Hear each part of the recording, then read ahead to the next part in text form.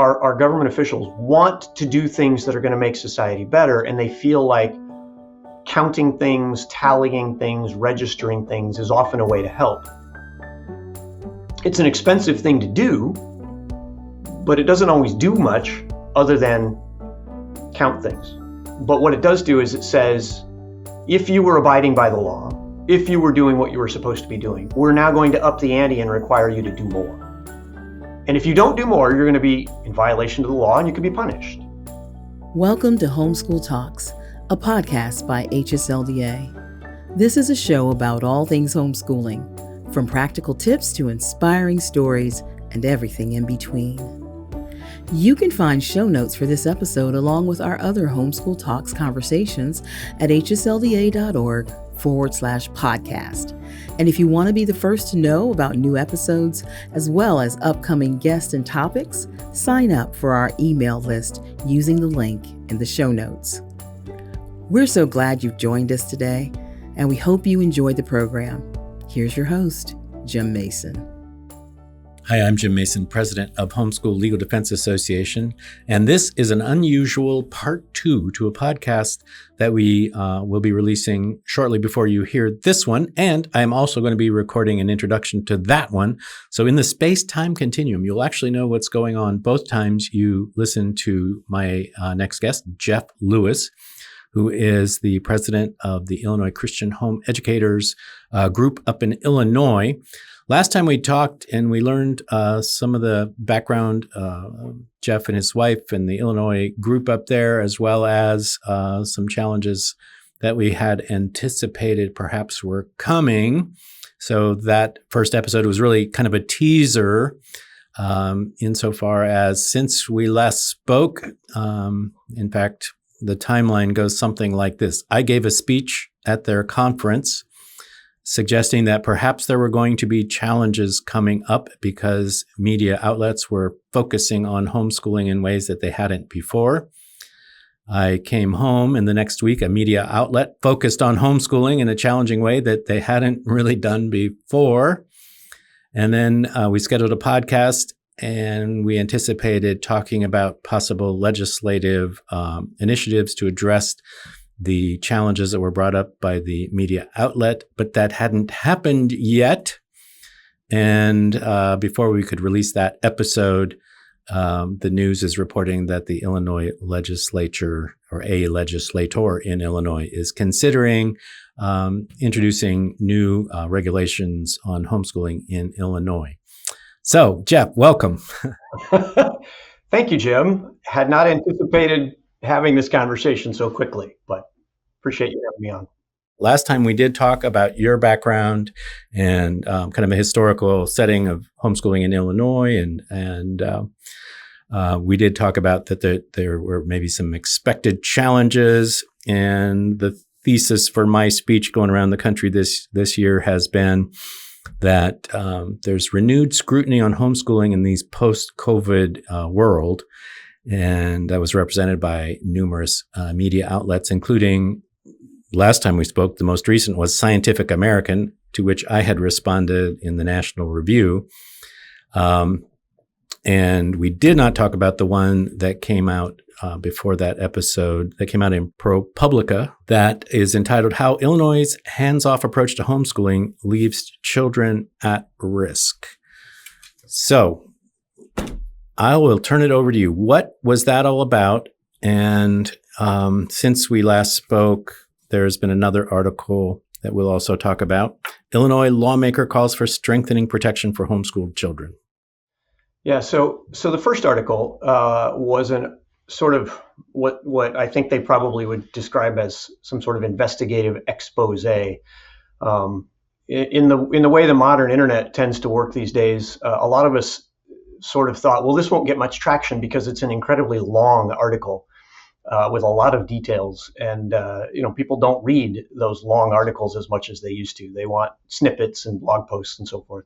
But the overall synopsis of the long article was there were some just horribly tragic circumstances in a particular community in Illinois with a child being abused. And the author of the article very clearly wanted to communicate the message that homeschooling was largely to blame for this, that the child would have been protected, except that the parents were homeschooling the child, and so this abuse happened, in the dark corners of the closed house, and nobody could know about it.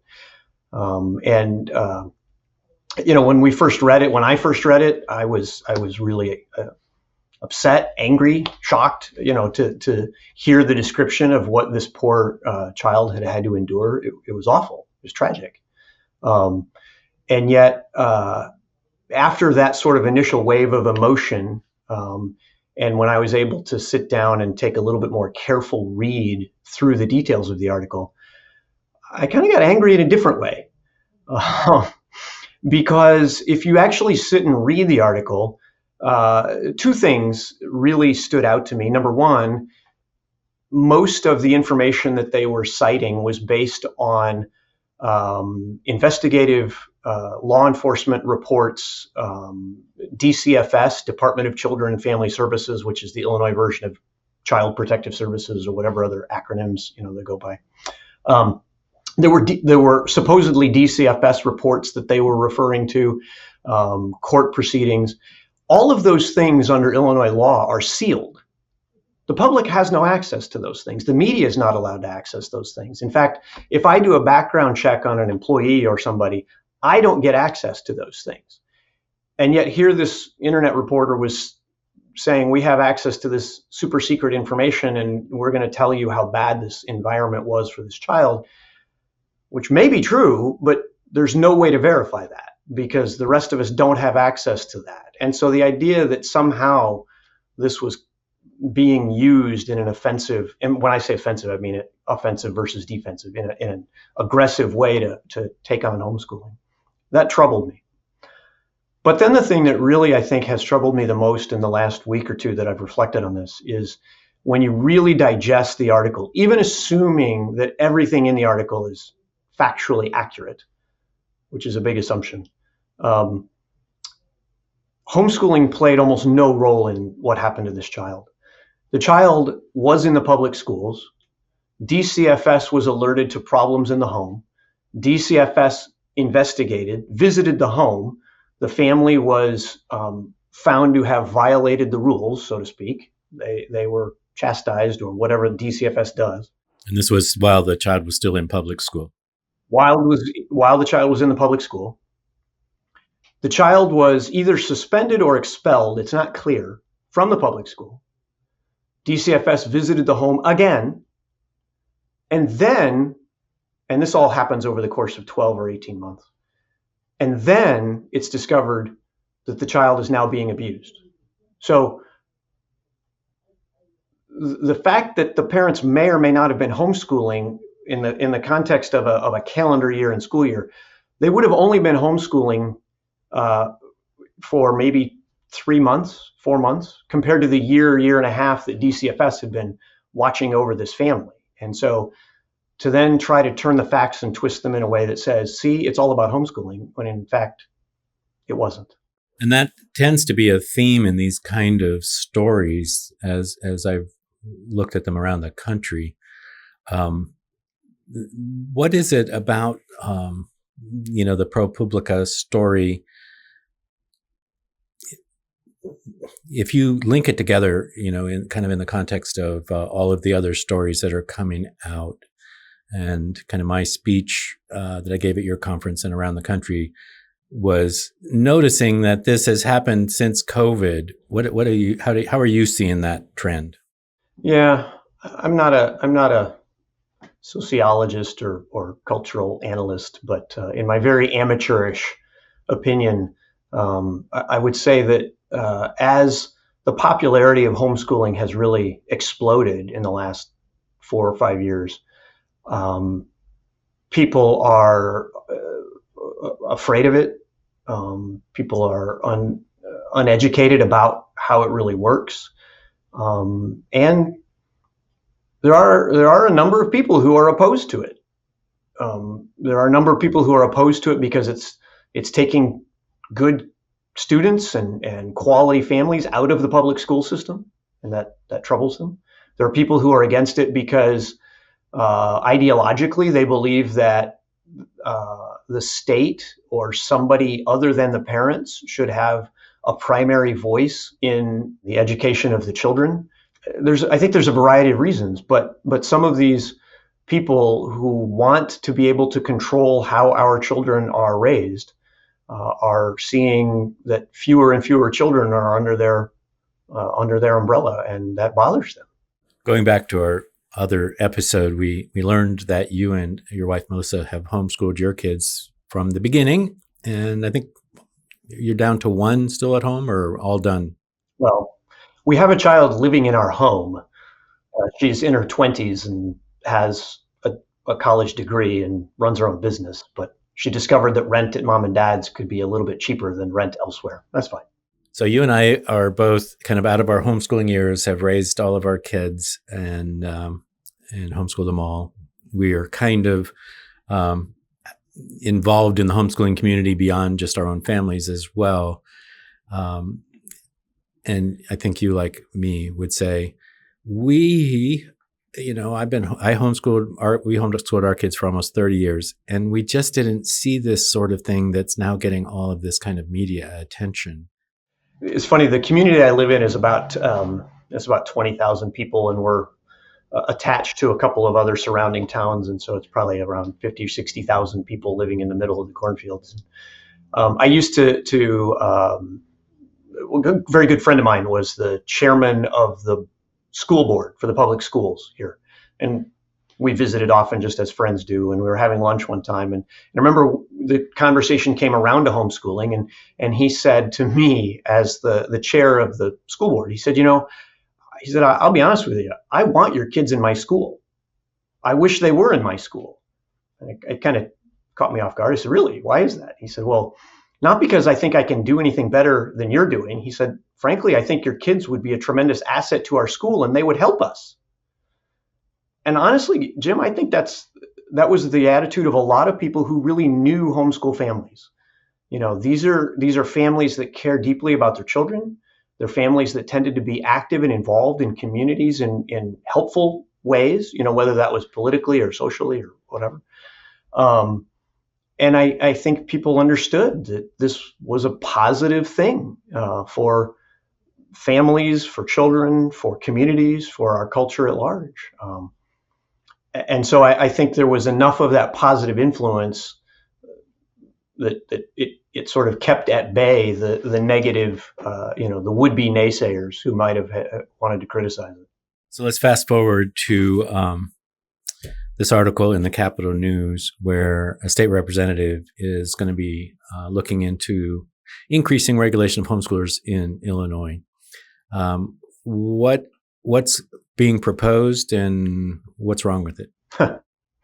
Well, so far there's nothing concrete being proposed. The article describes this particular legislator who is reacting to the first article, the article about the child abuse, saying, yes, we have to do something. And I tend to be, I try to be sympathetic. I try to be understanding. If I were in those shoes, you hear of a horrible abusive situation and an evil that should be made right.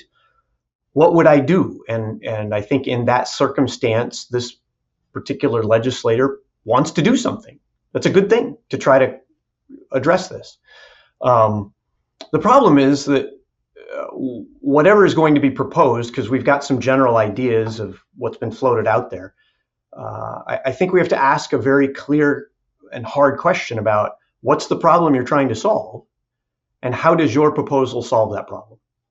So if the problem that you're trying to solve is abuse like what happened in this case, again, homeschooling had nothing to do with it. It happened under the very poor, watchful eye of the people that were supposed to be doing the protecting on behalf of the state. And so saying that this is being put out there, and my guess is what will be proposed, it's been proposed in the past, is some sort of detailed registration process or accountability process where parents are required to check in somehow, whether that's filling out forms or having a meeting or conversation. There would be some sort of, you now need to have an accountability with a state official, a local school board president or a superintendent, a principal, truant officer, somebody. The idea is we want somebody looking over the parent's shoulder to make sure that we're accounting for the children and that the children are safe and sound and so forth. Again, a noble idea, saying that we want to make sure our children are safe. Absolutely, I want our children to be safe. How will this proposal accomplish that? Well, if the abuse didn't occur because the child was homeschooled, then adding regulation to homeschooling doesn't solve the problem.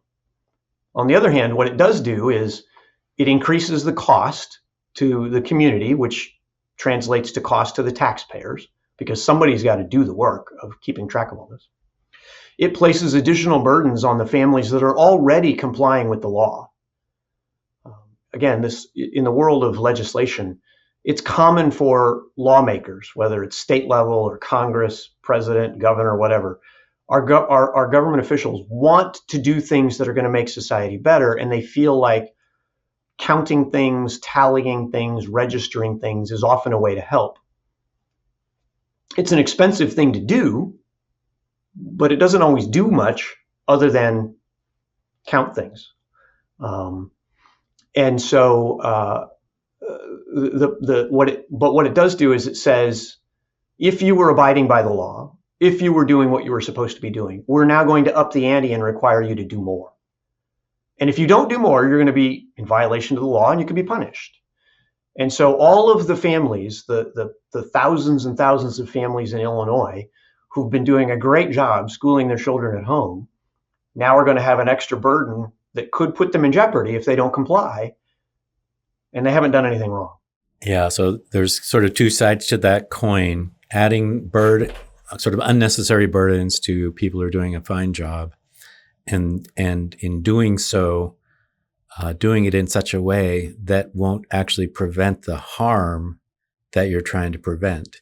I mean, it's one of those conundrums, right? The law-abiding people will tend to follow the law. It's already illegal to abuse or neglect a child. And so adding layers of homeschooling regulation isn't really likely to prevent people from doing the worst thing. It will add burdens to the people who are going to abide by the law anyway. Correct. And I want to make it clear, the law in Illinois places an obligation on parents to school their children. You don't have the option of withdrawing your child from the public school, putting your kid in front of video games 8 hours a day and calling it school. That's not how the law works in Illinois. And so, again, if these children or if these parents were abusing their child, they're clearly violating the law. If the parents weren't physically abusing the child, simply neglecting to educate the child, they're still violating the law as it exists already. We don't need a new law to say you've done something wrong. And there are mechanisms in Illinois to investigate and punish parents who aren't following the law regarding education of their children. That's absolutely right. And you've been involved with that process yourself. Does it work? Well, to be clear, Jim, I've not been prosecuted for failing to educate my children, but I am an attorney by trade, and I've served clients privately. I've also worked on, in partnership with HSLDA, and yes, I've been involved in parents who've been accused, some rightfully, some wrongfully, accused of failing to properly educate their children. So what's next up, as far as you can tell from the news reports and what this legislator is wanting to do? Yeah, it's really, really hard to predict that. If you haven't heard, we're in the middle of an election cycle. And our governor's name has sort of bounced around a little as a potential vice presidential candidate, which means a lot of the real high-powered Illinois lawmakers really aren't paying a whole lot of attention to things other than election stuff. So does that mean that this particular legislator will be able to propose a bill and get it, heard and analyzed and passed? I don't know. And that's really not my area of expertise. It may simply fade and nothing happens. On the other hand, it may turn into, there's a legislative session coming up in the fall, and it may turn into a real proposal for a real bill that would impose a burden on homeschooling families in Illinois. And if it does, then we'll need to address it. We'll need to have people ready to contact their legislators. We'll need to have people ready to do all of the things, the emails and the phone calls and so forth, to try to express their opinions and be heard in a way that the lawmakers can hear. It's happened before.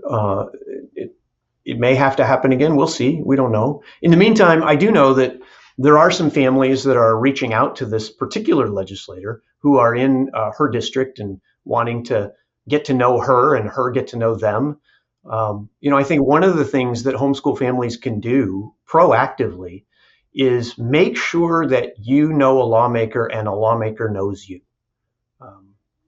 In our community, if there was homeschool legislation introduced, I know of at least one state legislator who would immediately call to name our family and think, oh, I know the Lewis family. They homeschool. They don't seem to be evil, wicked, law-breaking citizens. And I think that's one of the things that we can really do, invite a legislator over for dinner. I know that sounds a little odd, but sometimes they'll come.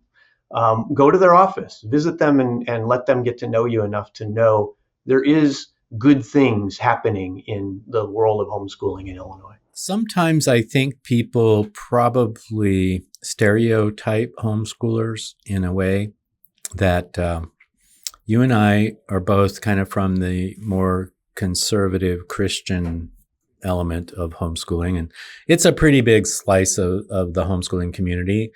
But it's not the only slice. In Illinois, are there other, communities of homeschoolers who wouldn't count themselves as sort of conservative Christians?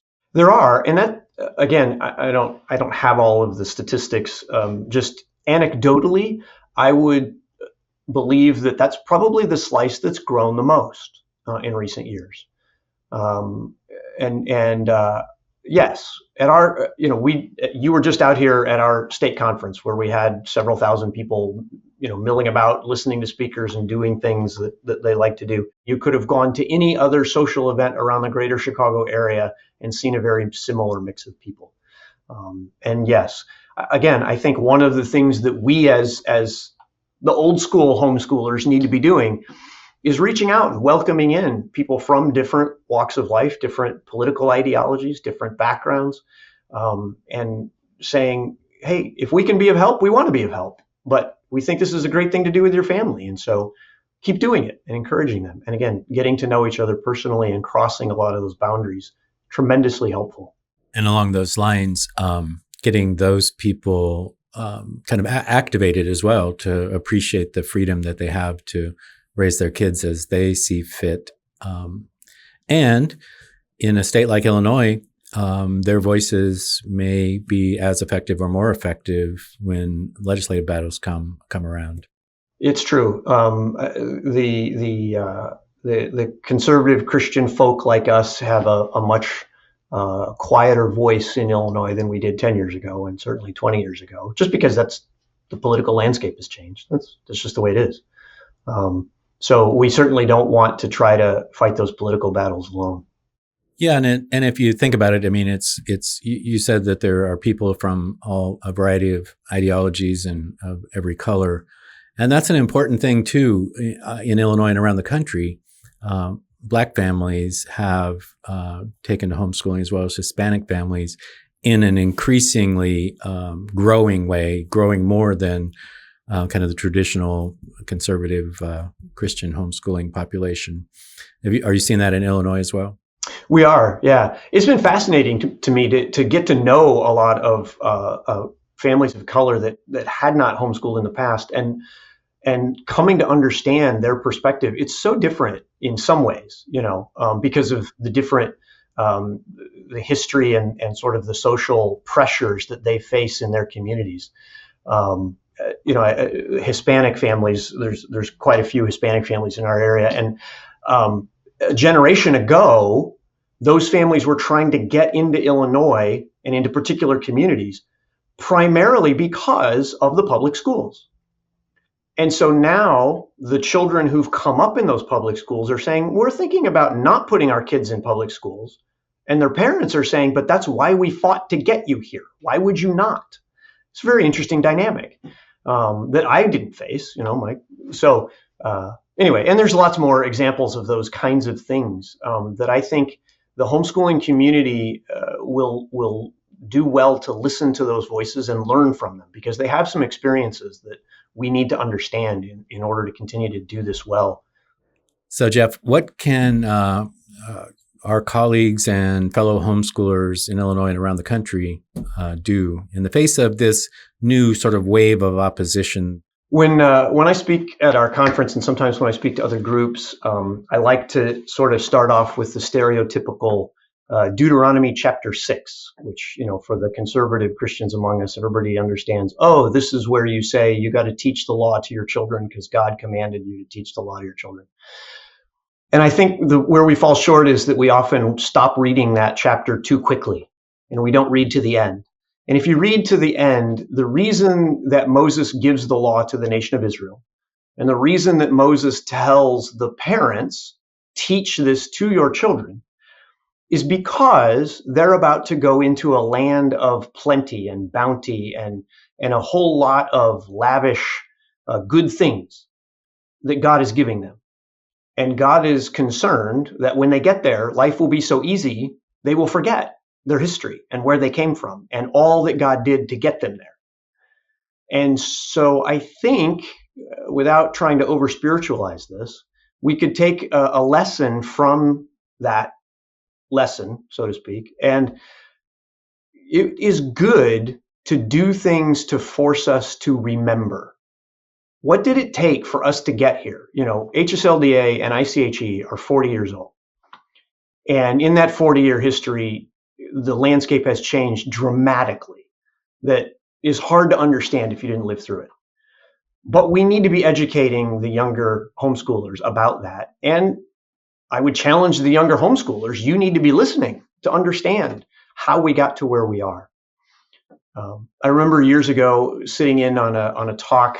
This isn't about homeschooling, but it was a talk given by a woman who had grown up in a rather conservative Jewish family, and as an adult had come to accept Jesus.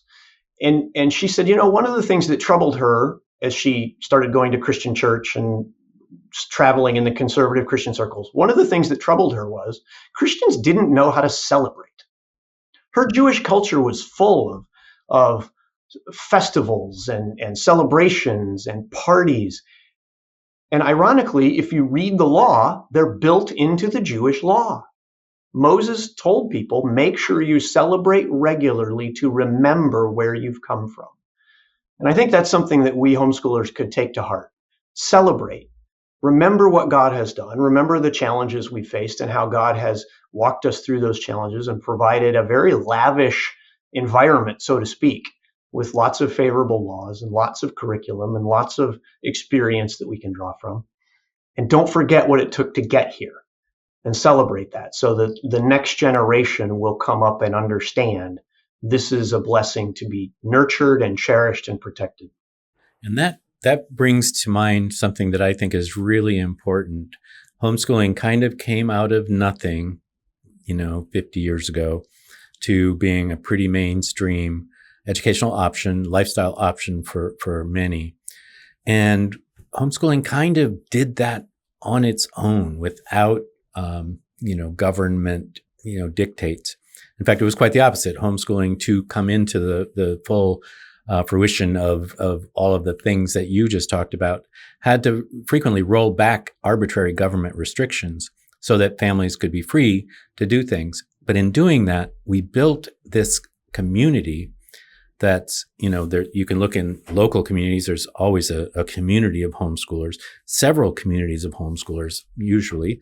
And then writ large, there are state organizations, national organizations, but there's this interconnected, organically grown web of community that, we hold each other accountable, we support each other. And that's often overlooked by the folks who would like to bring us kind of back under state discipline. and by highlighting these bad stories, rarely do they realize how increased regulation would upset that that community that has sprung up organically without being told to do it. And I know you you in Illinois have many sessions helping new families connect. Tell us a little bit about that. We do. We try very hard because we know, speaking from personal experience, much of what we were able to do educating our children was because we were learning from families that were a few steps down the road, had tried some things worked, some things didn't. It was a tremendous mentorship and learning from one another. And you said earlier, we're done homeschooling in the technical sense, but here you and I sit still involved. Why? Well, because we want to keep passing this on. And so in Illinois, we try very hard to connect people with local support groups. We try to keep track of where there are groups, not in a regulatory sense, not in an overshadowing sense, just again in a community sense, so that, oh, you live in the north suburbs of Chicago. Here's a few groups in your area you might want to tie into. Oh, you live 7 hours south of Chicago in the rural areas of Southern Illinois. Okay, there's a group down there, believe it or not, that gets together regularly to share stories and help support one another. Things like that. It's just been, we benefited tremendously. I hear over and over again from younger homeschoolers how those are the things that keep them going. And so we want to keep doing that. ICHE does it. We partner with other organizations as best we can to do it in a way that will keep people well connected for accountability. I think that's important. And also just for support and resources so that they can keep doing what they're doing. Well, Jeff, thanks for giving us an update on what's going on in Illinois. And I think it's sort of, it's reflective of what could be happening in other places. So I think it's helpful for people to benefit from what you're going through now in your experience. And I'd love to keep in touch as things develop. So maybe we'll get back together again as keeping track of what's happening so that we can all kind of work to kind of ensure the freedom that we've won over these many years stays intact. Well, I assure you we will keep you updated. You've been a great friend in this process. Will Estrada at HSLDA, who's our state liaison, has had a very active role in helping us to understand some ways we can be proactive and reactive. And it's a great partnership. So we're not going to let you get away very easily, I can assure you. Well, good. And I just want to emphasize, I'm going to close with this. We do this work that we do because we believe in what we've done as families, in our own families, homeschooling our own kids. Here at HSLDA, I can't remember, but I believe that probably over half of our employees were homeschooled growing up. So we believe in homeschooling.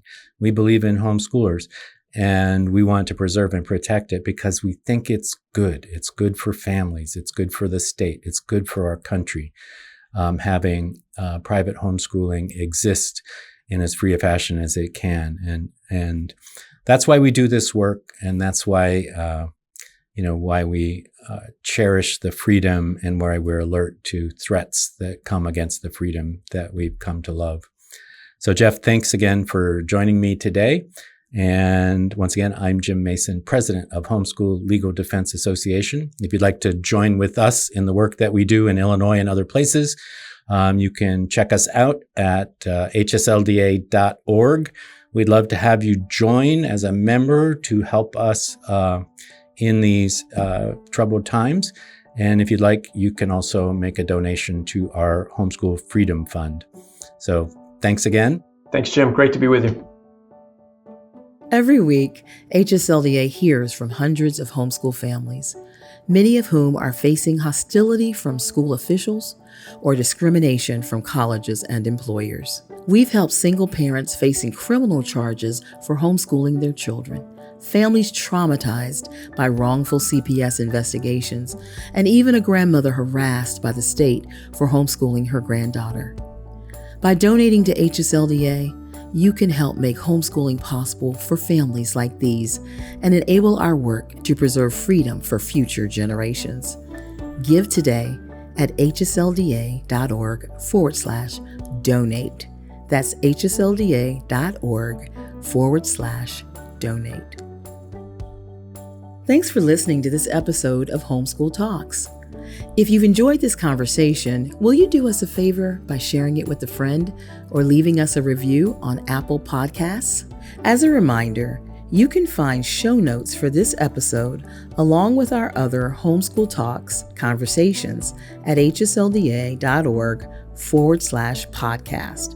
And if you want to be the first to know about new episodes, as well as upcoming guests and topics, you can sign up for our email list using the link in the show notes. That's all for now. We hope you enjoyed this program, and we'll see you next time.